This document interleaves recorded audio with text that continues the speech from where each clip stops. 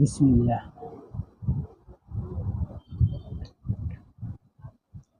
আমরা এই ধরনের প্লাস্টিক বোতলে পানি খাই। এই প্লাস্টিকগুলো মূলত ওয়ান টাইম ইউজের জন্য ব্যবহার করা হয়, কিন্তু আমরা দীর্ঘদিন যাবৎ মাসের পর মাস, বছরের পর বছর ইউজ করি। এর কারণে কি হয়, যে প্লাস্টিকের যে ক্ষুদ্র কণা আছে, মাইক্রো প্লাস্টিকগুলা পানির সাথে মিশে পেটের ভিতরে চলে যায়। এর কারণে নানান ধরনের সমস্যা তৈরি হয়। হজমের সমস্যা হয়, গ্যাস্ট্রিকের সমস্যা হয়, কিংবা কার্সিনোসিনের মতো দীর্ঘদিনে এইরকম মাইক্রো প্লাস্টিক যদি পেটের ভিতরে যায়, তাহলে ক্যান্সার পর্যন্ত হয়ে যেতে পারে। তো এক্ষেত্রে আমাদের কি করণীয়?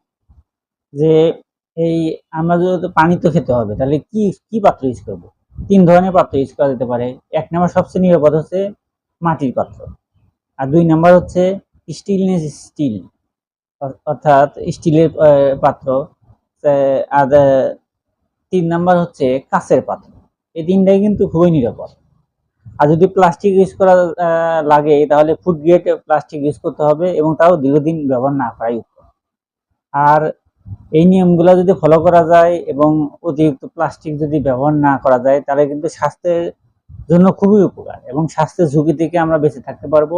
সেজন্য বলবো, প্লাস্টিক যদি ইউজ করা হয়, অবশ্যই ফুড গ্রেড প্লাস্টিক ইউজ করব। আর যতদূর সম্ভব প্লাস্টিক ইউজ না করাই উত্তম। ধন্যবাদ সবাই।